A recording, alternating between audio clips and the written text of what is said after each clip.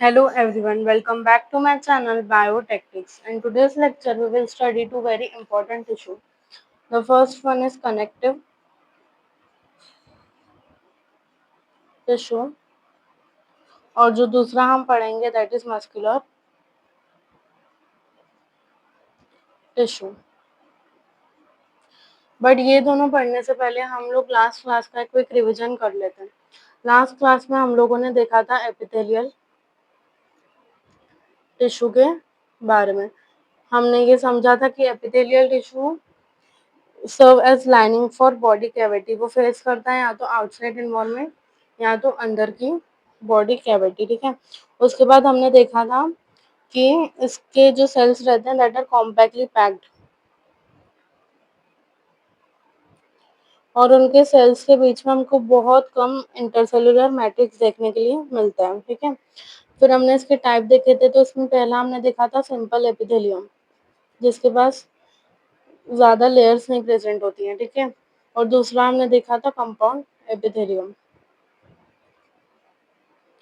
जिसके पास दो या दो से ज़्यादा लेयर्स होती हैं. इसका जो मेन फंक्शन है दैट इज प्रोटेक्शन और इसका फंक्शन है सिक्रीशन, एब्जॉर्प्शन. ठीक है. फिर हमने on the basis of shapes इसके दूसरे टाइप्स देखे थे. जैसा पहला हमने देखा था स्क्वैमस. इसके जो सेल्स हैं वो स्क्वायर शेप के हैं, फ्लैटेंड सेल्स हैं. इसको पेमेंट एपिथेलियम या टेसरेटेड एपिथेलियम भी बोला जाता है और हमको ये मिलता है in the wall of blood vessels and air sacs of lungs. ठीक है. उसके बाद हमने जो सेकंड देखा था दैट वाज क्यूबॉइडल. क्यूबॉइडल में हमको क्यूब लाइक सेल्स देखने के लिए मिलते हैं और ये हमको मिलते हैं in ducts of glands and tubular part of nephrons. फिर थर्ड हमने देखा था कॉलमनार. इसके जो सेल्स रहते हैं that are tall and slender. इनका न्यूक्लिया हमको बेस में देखने के लिए मिलता है और ये हमको मिलते हैं in the lining of stomach and intestine. उसके बाद हमने इनकी मॉडिफिकेशंस देखी थी जिसमें हमें सिलिएटेड सेल्स भी देखने को मिले थे. ये हमको हॉलो ऑर्गन्स में देखने को मिलते हैं जैसे ब्रोंकियोल्स या फेलोपियन ट्यूब्स. उसके बाद हमने सिंपल एपिथेलियम का एक और मॉडिफिकेशन देखा था दैट वाज ग्लैंडुलर एपिथेलियम. इसके जो सेल्स रहते हैं वो स्पेशलाइज्ड हो जाते हैं फॉर सिक्रेशन जैसे goblet cells of alimentary canal and salivary gland. ठीक है. और कंपाउंड एपिथेलियम हमने देखा था it is composed of multiple layer. उसका जो मेन फंक्शन है दैट इज प्रोटेक्शन और उसकी लोकेशन है dry surface of skin and moist surface of buccal cavity. ठीक है. फिर हमने कनेक्टिव टिश्यू के टाइप्स देखे थे. हमने देखा था कि कनेक्टिव टिश्यू थ्री टाइप्स के रहते हैं. Loose connective tissue, then dense connective tissue और उसके बाद हमने देखा था स्पेशलाइज कनेक्टिव टिश्यू. तो आज हम सबसे पहले पढ़ेंगे लूज कनेक्टिव टिश्यू. ठीक है. उसके बाद हमने ये भी पढ़ा था कि जो कनेक्टिव टिश्यू है that is most widely distributed tissue, बहुत ज़्यादा अबंडेंट है. इसका जो ओरिजिन है वो मेसोडर्मल है. ठीक है. फिर इसमें हमको बहुत ज़्यादा अबंडेंट इंटरसेलुलर मैट्रिक्स देखने को मिलता है और इसमें हमें अलग अलग फाइबर्स देखने को भी मिलते हैं जैसे कोलेजन फाइबर्स और इलास्टिक फाइबर्स. ठीक है.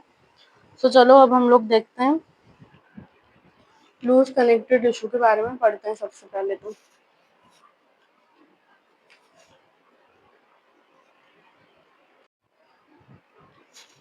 देखो अगर मैं बात करूँ लूज कनेक्टिव टिश्यू की तो हमको जो इसमें the cells they have cells and fibres जो कि लूजली अरेंज रहते हैं that are loosely arrange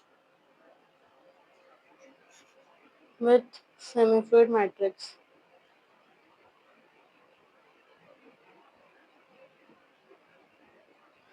loose connective tissue में हम दो टिश्यू के बारे में पढ़ते हैं. जो पहला है वो है एरियोलर और जो दूसरा है वो है एडिपोज टिश्यू. अगर एरियोलर टिश्यू की बात करें तो ये हमको मिलता है beneath the skin, found beneath the skin, या फिर हमको ये बिटवीन ऑर्गन्स देखने के लिए मिलता है.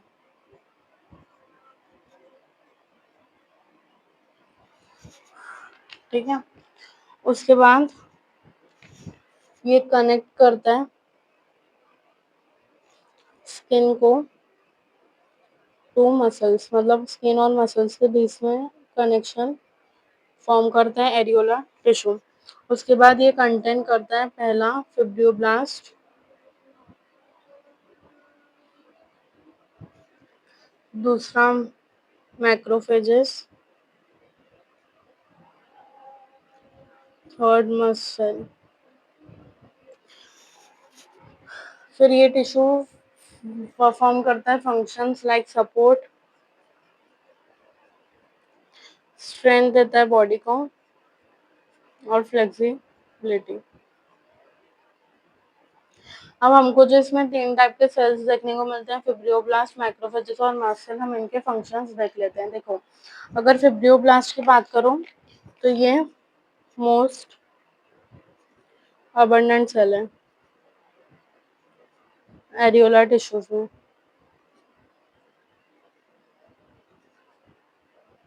ये एनसीईआरटी में नहीं दिया हुआ है, बट इससे क्वेश्चन पूछा जाता है, इसलिए मैं तुमको पढ़ा रही हूँ। ठीक है, फिर इसका मेन जो रोल है is to produce fibres, collagen fibre हो गया, इलास्टिन फाइबर हो गया। ठीक है, और इसी वजह से ये देता है हमको strength, flexibility and elasticity.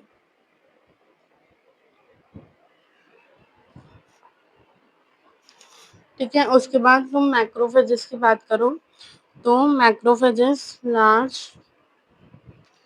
Immune cells हैं। ठीक है, ये एनगल्फ करते हैं और उसके बाद पैथोजेंस को डिस्ट्रॉय करते हैं, एनगल्फ एंड डिस्ट्रॉय पैथोजेंस, जो कि हमारी बॉडी में कोई भी हार्म लेके आते हो। They act like first line of defence in tissue. ठीक है, लार्ज इम्यून सेल्स हैं जो एनगल्फ करते हैं और डिस्ट्रॉय करते हैं पैथोजन को और एक्ट करते हैं first lines of defence in tissue. अब मस्ट सेल के बारे में बात करें तो ये सीक्रेट करते हैं हेपेरिन, हिस्टामाइन और सेरोटोनिन। अब इन तीनों के बारे में देख लेते हैं कि इनका क्या रोल होता है। ठीक है,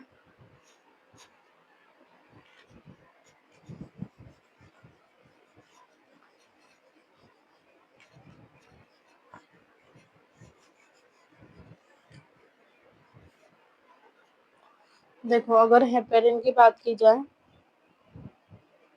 तो it act like anti coagulant, ये ब्लड क्लॉटिंग को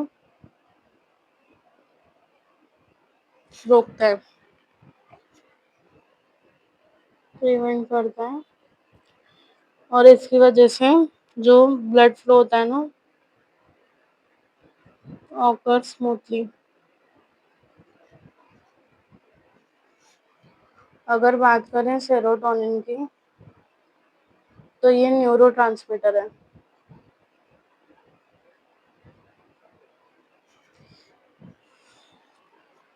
ठीक है, ये फंक्शन करता है वैसो कॉन्स्ट्रिक्शन, मतलब इट नैरो ब्लड वेसल।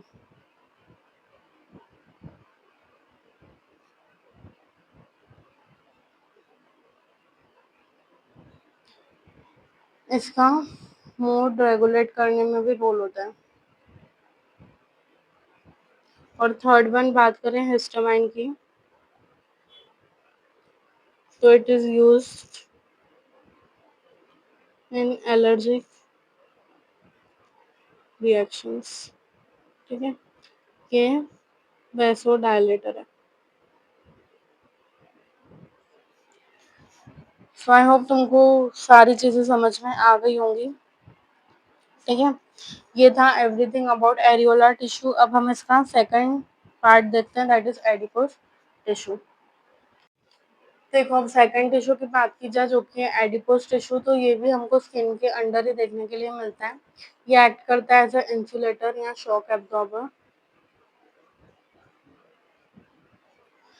इसके जो सेल्स होते हैं ना, सेल्स ऑफ दिस टिश्यू, ये मॉडिफाई हो जाते हैं और स्टोर करते हैं फैट्स। हमारी बॉडी में जो एक्सेस ऑफ न्यूट्रिएंट्स मिलते हैं जो हम इमीडिएटली यूज़ नहीं करते हैं, ये कन्वर्ट हो जाते हैं इनटू फैट्स और स्टोर होते हैं इन एडिपोज टिश्यू, ठीक है। ये प्रेजेंट रहते हैं around our eyes, heart and kidney, ठीक है। So this was all about loose connective tissue, जिसमें हमने पढ़ा एडियोलर टिश्यू और एडिपोज टिश्यू। अब हम लोग देखते हैं डेंस कनेक्टिव टिश्यू। तो देखो, अब हम बात करते हैं second type of connective tissue, जो है डेंस कनेक्टिव टिश्यू। अगर डेंस कनेक्टिव टिश्यू की बात की जाए तो इसमें सबसे पहले हम बात करेंगे about dense regular connective tissue, और सेकंड है डेंस इरेगुलर कनेक्टिव टिश्यू।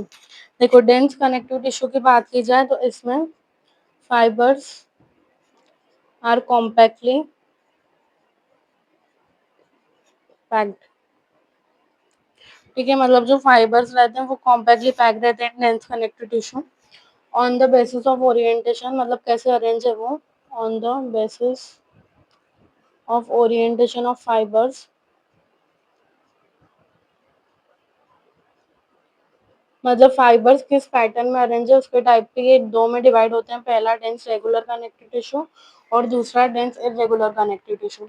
अगर हम बात करें डेंस रेगुलर कनेक्टिव टिश्यू की, तो इसमें जो कोलेजन फाइबर्स रहते हैं, कोलेजन फाइबर्स, ये प्रेजेंट रहते हैं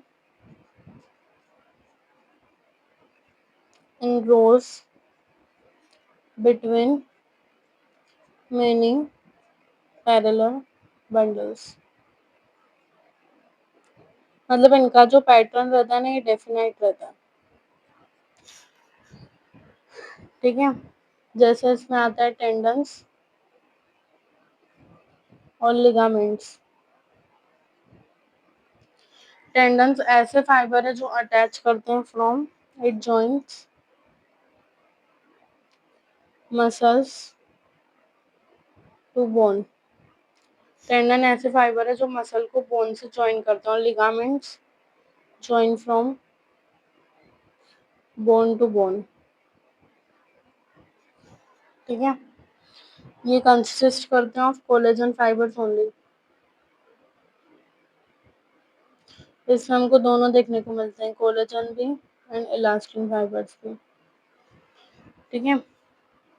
उसके बाद इनकी जो स्ट्रेंथ रहती है तो ज़्यादा, मोर स्ट्रेंथ देते हैं ये, whereas this provides flexibility.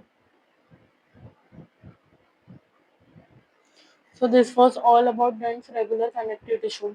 अगर dense irregular connective tissue की बात करें तो इनमें जो fibers रहते हैं, many fibers, mostly collagen fibers, इनका जो orientation रहता है,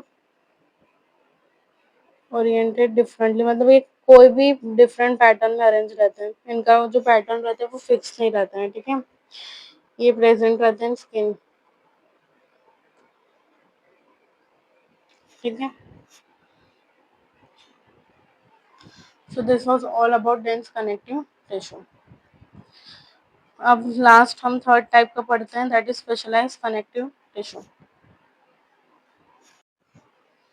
देखो, अगर अब हम बात करें स्पेशलाइज्ड कनेक्टिव टिश्यू की, तो स्पेशलाइज्ड कनेक्टिव टिश्यू में हम दो टाइप के टिश्यू को पढ़ते हैं। जो पहला हम पढ़ते हैं दैट इज सपोर्टिव बोन और कार्टिलेज, और जो दूसरा हम पढ़ते हैं that is fluid specialised connective tissue, जिसमें हम ब्लड और लिम्फ के बारे में पढ़ते हैं। तो ब्लड और लिम्फ को हम और डिटेल में पढ़ेंगे in body fluids and circulation इस चैप्टर में। बस तुम इतना याद रखो कि ब्लड एक ऐसा कनेक्टिव टिश्यू है जिसके पास कोई भी फाइबर प्रेजेंट नहीं रहता है। सो अब हम डिटेल में देखते हैं स्पेशलाइज्ड कनेक्टिव टिश्यू को, ठीक है। सो देखो, अब हम जब बोन की बात करते हैं तब तुम्हें भी पता है कि बोन इज हार्ड, ठीक है। वेरएज कार्टिलेज जो रहता है वो सॉफ्ट रहता है। बोन में जो हमको मैट्रिक्स देखने को मिलता है इट इज नॉन फ्लायबल, मतलब इसमें कोई भी कॉम्प्रेशन वगैरह कुछ नहीं होता। बट कार्टिलेज का मैट्रिक्स इज स्लाइटली फ्लायबल।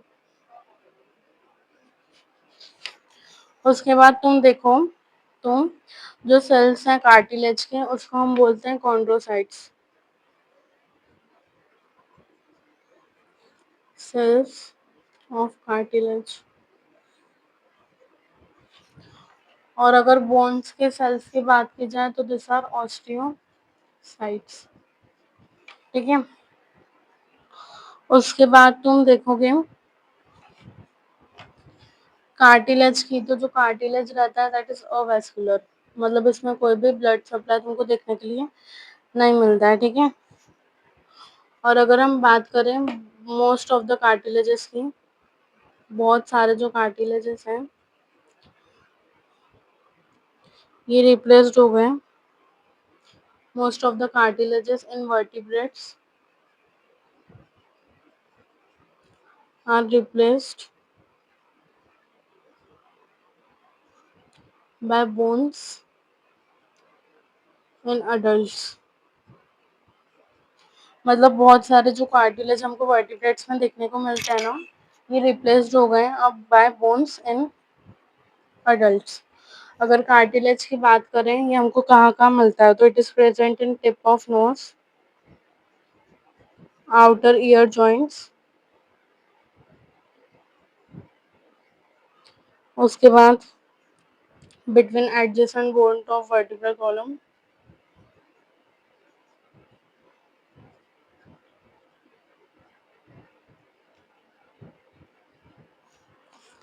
और limbs and hands in adults.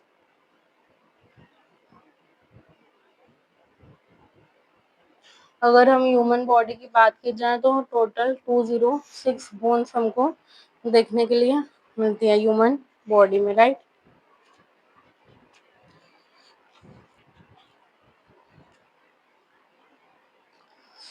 अब इसके बाद तुमको मेरे को एक और चीज बतानी है। तुम्हें पता होगा कि बहुत सारे जो सेल्स रहते हैं वो बोन मैरो में फॉर्म होते हैं, जैसे आरबीसीज, ये हमको रेड बोन मैरो में बनते हुए दिखते हैं। ठीक है। और अगर येलो बोन मैरो की बात की जाए तो ये मेनली स्टोर करता है फैट। ठीक है। अभी अगर फंक्शन देखें हम बोन का, तो इट सपोर्ट्स और बॉडी। ठीक है। फिर ये प्रोटेक्ट करता है, प्रोटेक्ट सॉफ्टर टिश्यू।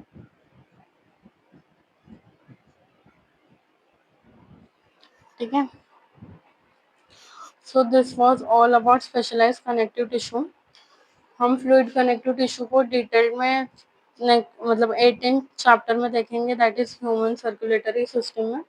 उसमें हमें ब्लड, लिम्फ, कार्डियोवैस्कुलर सिस्टम इसके बारे में पढ़ना है। तो this was all about connective tissue. अब हम मस्कुलर टिश्यू के बारे में देखते हैं। ठीक है। देखो अगर मस्कुलर टिश्यू की बात की जाए तो मस्कुलर टिश्यू का जो ओरिजिन है दैट इज मेसोडर्मल। ठीक है। उसके बाद हर अगर ईच मसल की बात करें तो it is long cylindrical fibres इसमें देखने को मिलते हैं जो कि अरेंज रहते हैं पैरेलली। ठीक है। उसके बाद मसल फाइबर्स कॉन्ट्रैक्ट करती हैं जब इनमें कोई इनको स्टिमुलेशन मिलता है और फिर रिलैक्स करती हैं और उनकी अनकॉन्ट्रैक्टेड स्टेट में वापस आ जाती हैं। मसल के बाद 4 प्रॉपर्टीज होती हैं। जो पहली प्रॉपर्टी है दैट इज एक्साइटेबिलिटी। दूसरी जो प्रॉपर्टी है दैट इज एक्सटेंसिबिलिटी।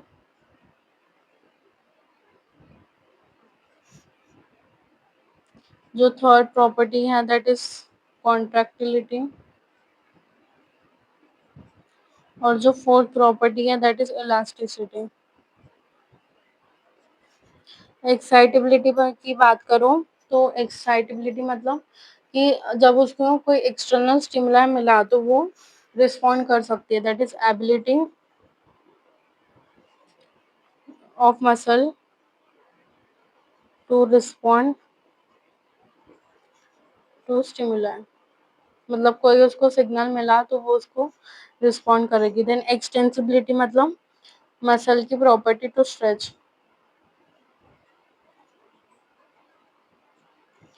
उसके बाद कॉन्ट्रैक्टिलिटी मतलब वो उसकी साइज कम भी कर सकती है। और इलास्टिसिटी मतलब ability of muscle to return its original state, मतलब जैसी वो थी वैसी वो वापस आ जाए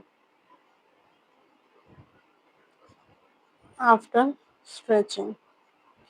अब मस्कुलर टिश्यू में तुम 3 टाइप्स की मसल्स के बारे में देखोगे, ठीक है। जो पहला है that is skeletal muscle, second is smooth muscle और थर्ड है कार्डियक मसल। इनको तुम डिटेल में लोकोमोशन एंड मूवमेंट वाले चैप्टर में भी पढ़ोगे। अब मैं तुमको थोड़ा बहुत डिफरेंसेस इनमें दिखा देती हूँ। और हाँ, मसल का जो मेन रोल रहता है इट इज इन मूवमेंट, ठीक है।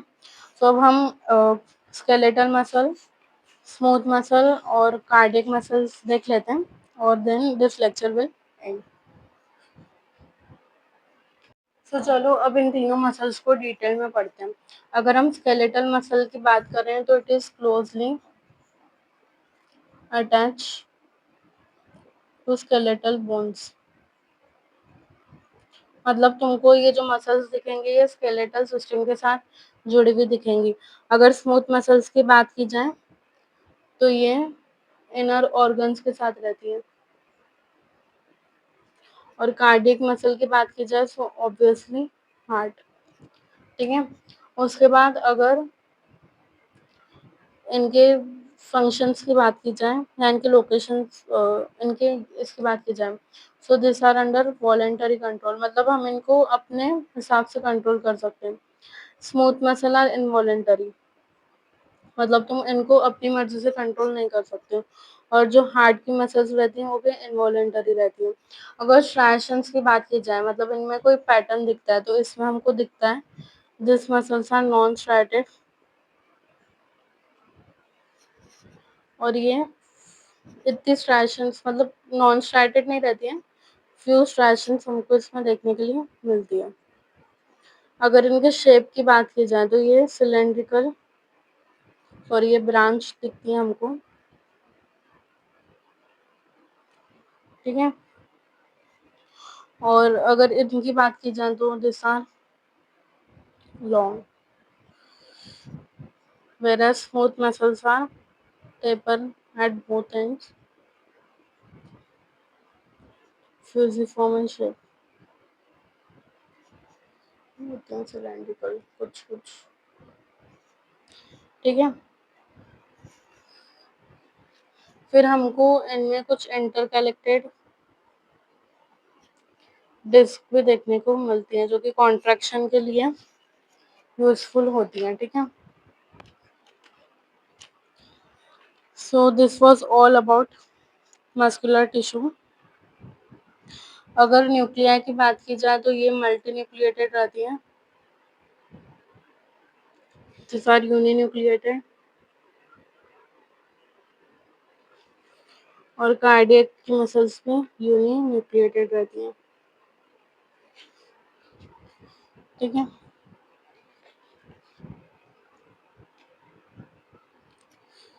So this was all about skeletal muscle, smooth muscle, cardiac muscle. इस लेक्चर में हमने कनेक्टिव टिश्यू और मस्कुलर टिश्यू को डिटेल में देख लिया। नेक्स्ट लेक्चर में we will talk about nervous tissue.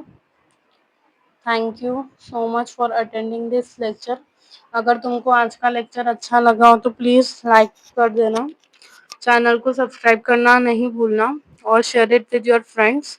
C you in next lecture. Thank you so much.